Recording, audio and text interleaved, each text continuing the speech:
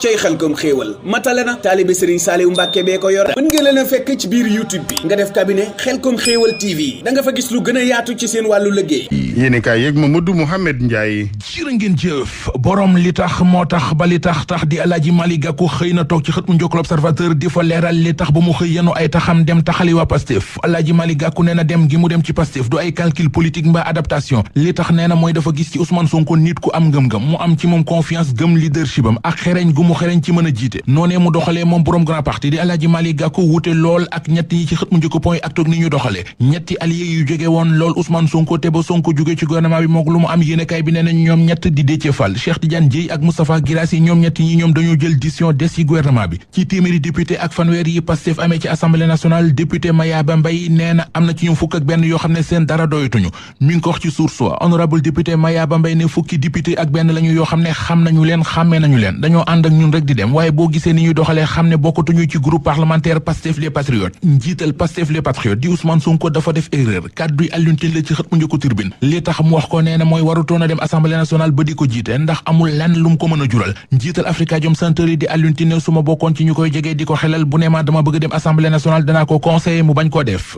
élection locale yi ci àpp bi mu war a amee ci réew mi di janvier 2027 ndax dana am journal Walf Quotidien mel na ku naan ñu gëmuma ko li tax yéenekaay bi nee nañu mooy réforme yi ñuy dégg mu ñeel pour territoire yi ak acte 4 décentralisation yooyee bu jëmee kanam mooy séq nañu jéego bu njëkk jëm ci reporter élection locale yi Wadani Ramuel di président bu bees bu benn bi seet si woon démb président national Bassirou Diomaye Faye ci la Soleil national xëy tey jii ba duñu xamal ne visite d'amitié et de travail moo ko fi indi woon li ñu mën a jàngee ci seen waxtaan ñoom ñaari njiit réew yu Soleil national nee nañu mooy dogu ak bëgg gu ñu bëgg jëmale kanam lii di dialogue coopération ak intégration régionale réewum benn enquête dina kay nee nañu royukaay la ci mbiru gouvernance ci Afrique ndax ci seen gouvernement bi ministre ya ca nekk bu dee téeméer lañu juróom-ñeent fukk ak juróom yëpp mu di 95% yi yéenekaay bi nee nañu ay technocrate lañu yoo xam ne seen yoon ci politique mbay parti politique ne bañ na ko ba ñu leen di tànn di leen def ay ministre ci seen xam-xam ak seen xereñ lañ leen tànne Macky Sall mi bëgg ñu tànn ko ngir mu wutu Antonio Guterres ca bopp organisation des Nations Unies Le Quotidien xëy na di ñu xibaar ne moom Macky Sall moom ak yeneen candidat yi xëccoo poste bi auditionné nañu leen démb ca Genève ba moom président Macky Sall mu toj fa faram-fàcce fa ñetti pli yi mu fas yéene sukkandiku ci réforme yi mu bëgg indi ci ONU bés bu ko jiite L'Observateur di ko dëggal ci xëtam mu njëkk ba dañu xamal ne Macky Sall leeral na démb ca Genève yoon yi mu bëgg a xàllal kuréelu mbootaayu xeet yi xeex bi woon ci diggante société Sipa mi defar savon Lamé ak Lessier Cristal di entreprise bu fekk baax Maroc coow la point actu mi ngi ñuy xibaar ne cour d'appel atte na ko ba joxe verdictam keroog ñaar fukki fan ak ñaar ci weeru mai 2026 verdict ba moo di waa Sipa la yoon jox dëgg ba santaane ñu supprimer définitivement marque bi di Lamé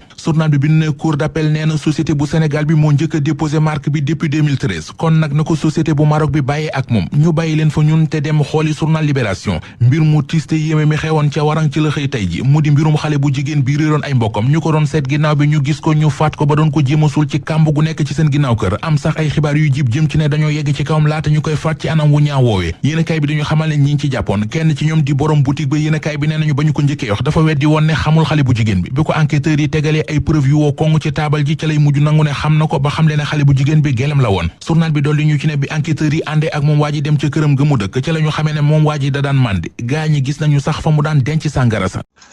mu ngi noonu asalaamaaleykum wa rahmatullah cabinet Xelcom xéewal di yëngu ci wàllum médecine traditionnelle tey ay saabu la leen indil saabu yu baax lool yu jëm ci wàllum defaraat taar lii sab taar waaye itam dagg picc ak xam ak rek la ci aju incha allah rabbi